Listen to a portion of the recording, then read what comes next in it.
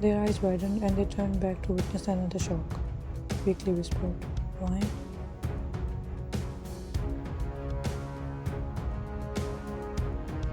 "Thanks, BOV."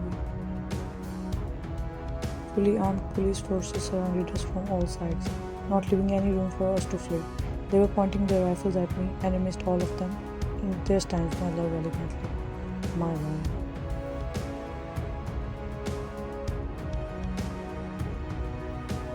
From what I remember, Officer Jackson was the one who threw police departments in famous dialogue, "You are under arrest," while Vine stood behind him, holding a gun yet not pointing it at me. She looked at me motionlessly, yet there was a tinge of hesitation in her gaze.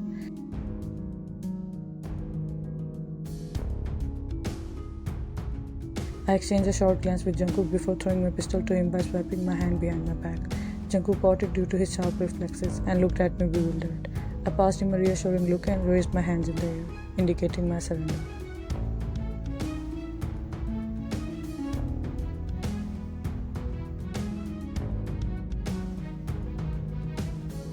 Jungkook understood the meaning behind my action and shook his head slightly, while looking at me with pleading gaze. I nodded a little to let him know that I knew what I was doing and he must comply. He sighed and aimed that pistol at me.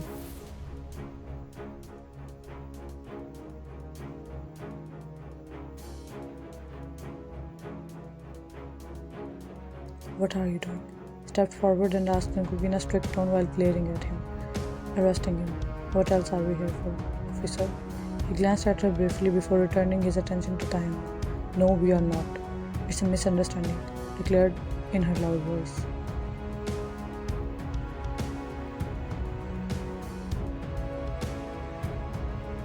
I looked at her in astonishment. Isn't she the one who brought them here, and now she's trying to protect me from them? She's full of surprises, and I'm here for it.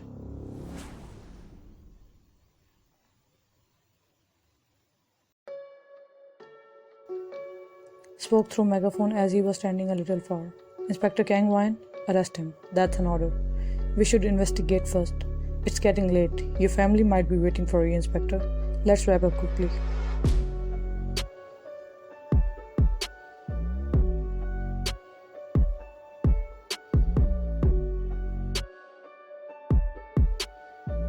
As he completed his statement, Van glared at him with her red, exhausted eyes. She was wise enough to understand the gravity of his threat. Namjoon was trying to make her obey his orders by using her family's name, because he knew Taeyong won't let anyone else arrest him. But if it's Wine, well, we can say that Namjoon recognized the underlying emotions beneath Taeyong's frigid gaze, which was consistently fixed on Wine.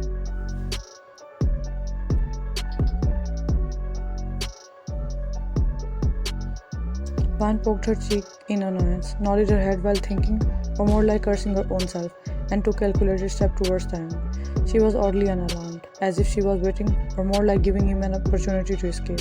She locked her gaze with his and pointed her at him, clutching it as if she had never held one before, and moved closer to him, crossing all the boundaries of social distancing.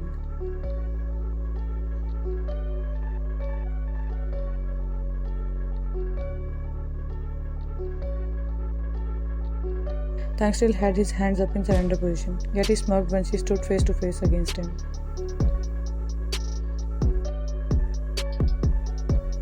"Attack me and run. I'll handle the rest," whispered slowly so only he could hear. He passed her a gentle smile and brought his wrist forward, allowing her to arrest him and announcing in front of everyone that he had let his guards down in front of this woman. His woman.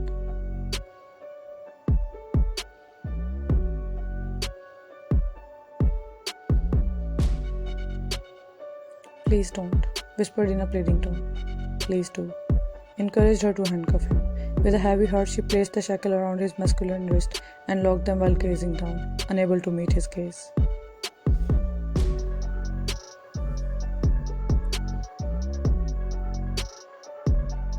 Other officers arrested Taeyong's men, whereas Jungkook followed Taeyong from behind, pretending to detain him at gunpoint. Wine escorted Taeyong to the police car and sat in front of him, still gazing down.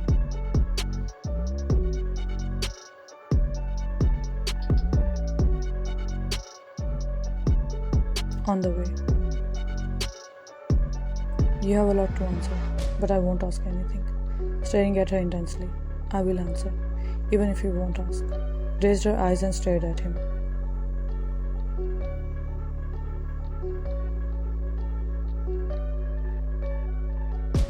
They sat in silence, but she broke it, unable to bear his constant gaze on her. Sorry. Bit her lower lip while looking to the other side, dodging his gaze. For what? For betraying you. He suddenly chuckled loudly, making her stare at him once again. You never betrayed me.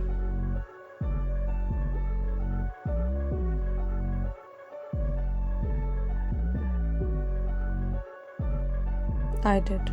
No, you did not. Because I already saw it coming. I can't expect you to fall in love with me while keeping you hostage. After all, you don't suffer from Stockholm Syndrome, do you? He joked while teasingly smirking and raising his paw. Vine let out a forced chuckle and rubbed her forehead while looking down, attempting to soothe the burning emotions within her.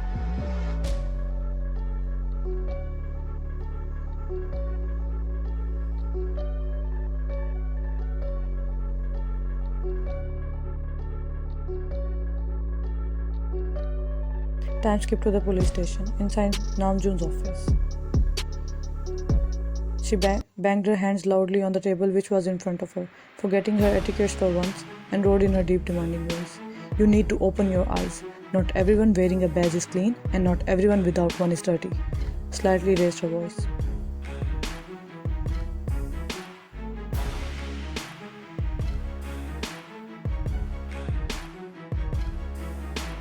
You're siding with the mafia now?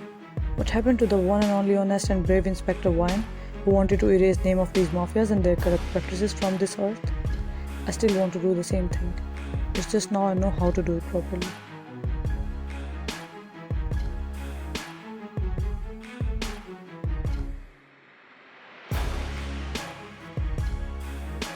I can't believe you're the same Kang Vine I've heard about. Thank God I'm not the same naive Vine anymore. He has brainwashed you. He has opened my eyes.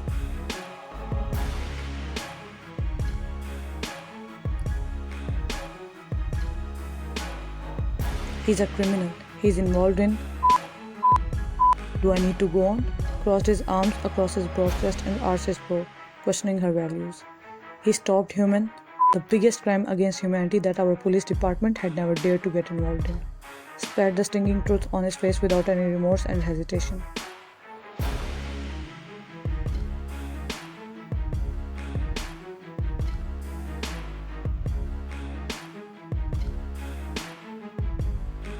This is pure madness. We are supposed to uphold the law, not cozy up to criminals. Let out a frustrated sigh.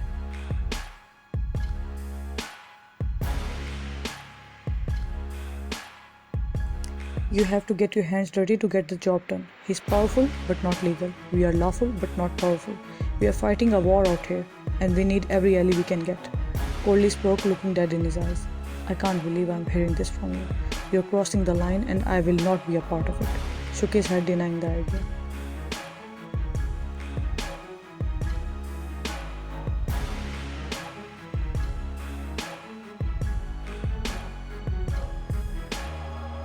Okay then, case closed.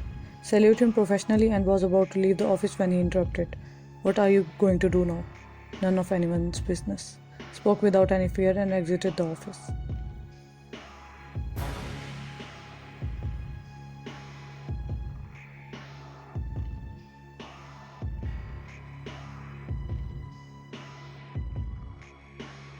Namjoon sighed deeply and looked into space, thinking, is that how juniors treat their senior here?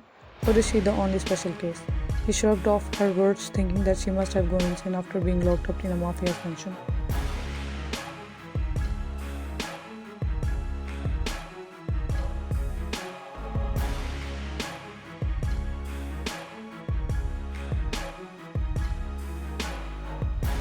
Next morning, in Inspector Steinwein's office. She sat with her head resting in her hands. She was feeling remorseful, guilty, frustrated, emotionally drained, and all other emotions related to depression and anxiety. Welcome back, my officer, presented a salute.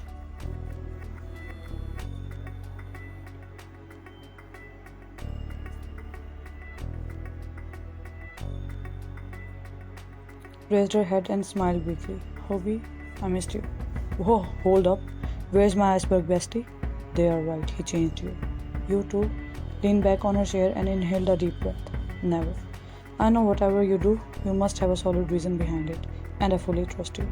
Smiled cheerfully, changing the dull environment into a pleasant one.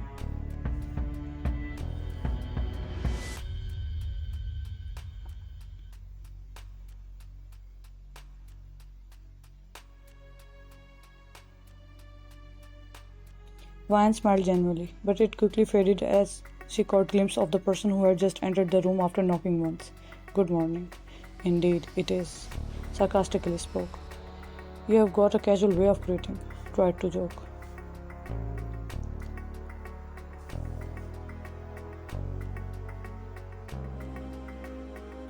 My apologies. Should I salute you for betraying your friend who was fighting for good, or should I salute you for framing him by pointing your gun at him when the time of arrest came? Didn't appreciate his joke and taunted him back.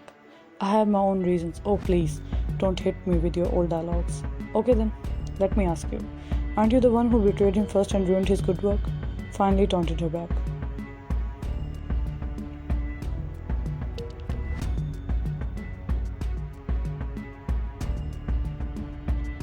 His own mafia partners were about to attack him. I heard his men talking on the phone. That's why I involved police to back him up. But I had no idea that they would blame and arrest him instead. Never mind, why am I even explaining this to you? Spoke in anger, but soon exhaled sharply to calm herself.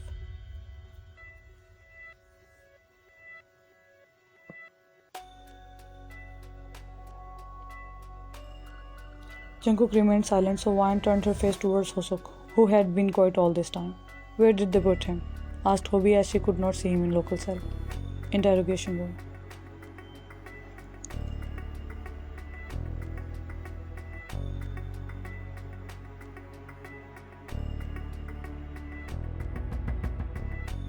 In interrogation room. Thanks, POV. I was chilling while leaning my head on the head of the chair in the interrogation room when I heard someone entering the room after slamming the door open. I slowly opened my eyes and sat straight to look at that person. She sat on the chair in front of me, and the only barrier between us was that table, which I badly wanted to burn.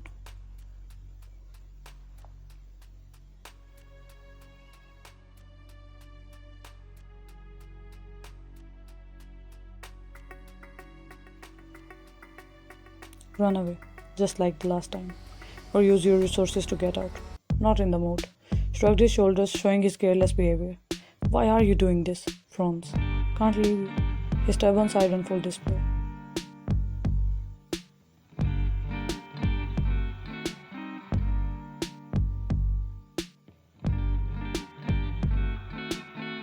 Why?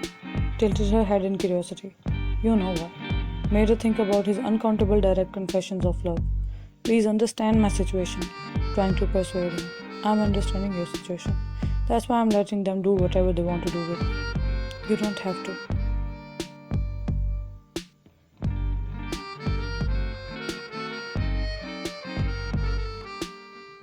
Chuckles teasingly. Are you sure you don't love me? If I loved you, I wouldn't have betrayed you. As I said before, you did not. Vine let out a frustrated sigh and stood up by banging the table hard. Do whatever you want. Gritted her teeth in anger.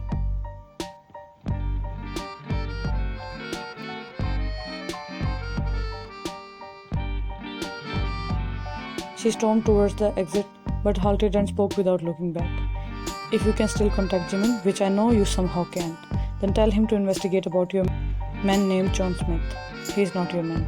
Saying this, she slammed the door shut and walked out.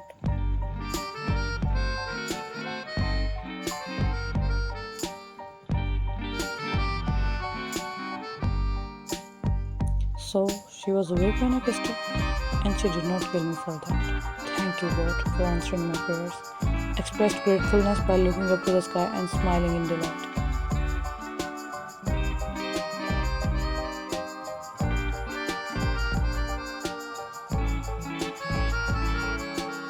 Flashback. He gently laid her on the bed, covered her with blanket properly, and sat beside her to cherish this moment when she is peaceful and he can stare at her as much as he wants without annoying her, falling for her over and over again.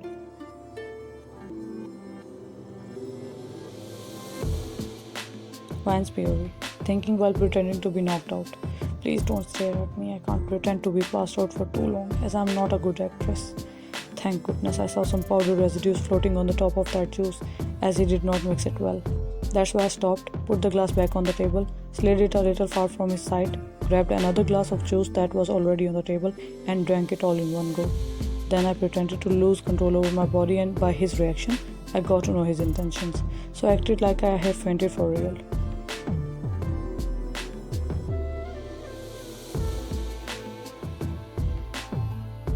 I felt this fear of dying after a long time. I'm scared. What if I die without living my dream to be with you? What if I don't return? Or what if I do and you are not there? You have got this mafia wrapped around your little finger and you don't even look in my direction. Chuckled.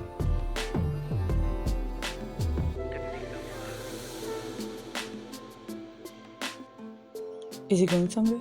Is there any risk of him not returning?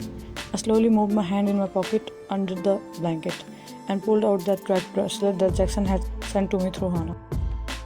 I carefully took the risk of taking my hand out of the blanket and put that bracelet inside the pocket of his jacket. Fortunately, he was so immersed in the moment that he did not notice anything. Soon I felt him leaning closer to me, and I know what is he up to now. He'll give up back.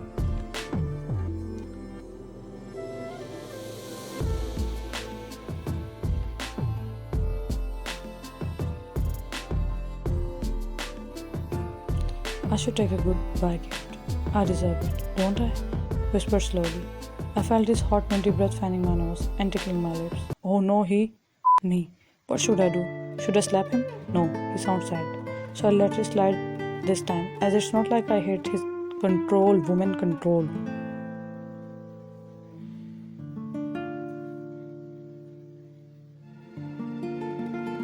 I should not have done that without your consent, right?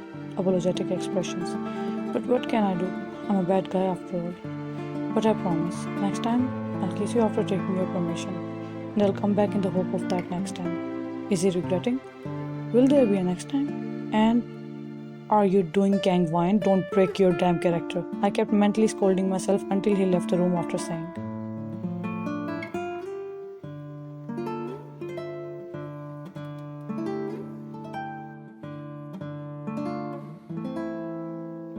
I'm leaving my feelings with you. Please take care of them. Whispered. As he left, I waited for roughly about 20 minutes before carefully rising up from the bed and tiptoeing my way out.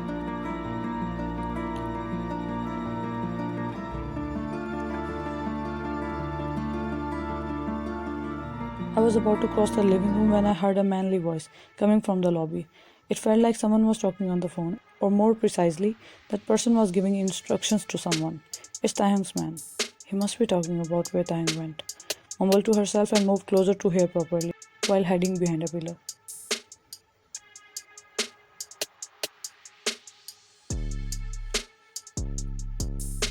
Yes, he went to his port. He got to know about the human that we are carrying out under his name. Ask Kay to send extra troop of our men to end Taehyung. And yes, make sure to end him, because if he comes back alive, then we are dead for sure.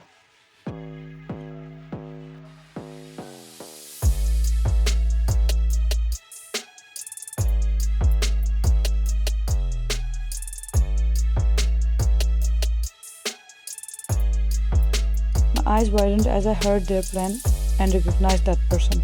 He's Taehyung's trusted man, John Smith. I'll deal with him later, but for now, I need to help Taehyung. I managed to escape the mansion by tricking the few guards that Taehyung had left behind for security.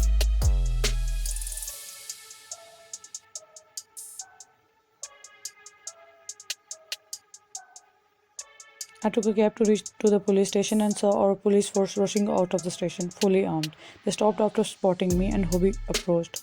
Wine, you're back? But if you are here, then why the tracker is showing a different location? Held her by her shoulders and asked worriedly.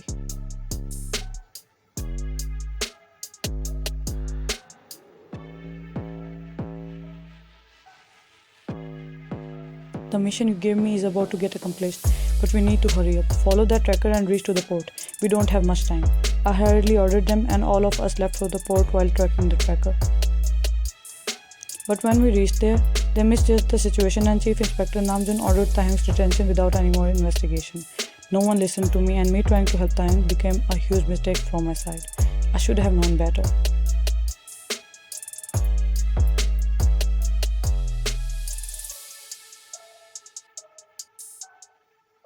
I should have known that the worlds of justice and crime can collide but never meet.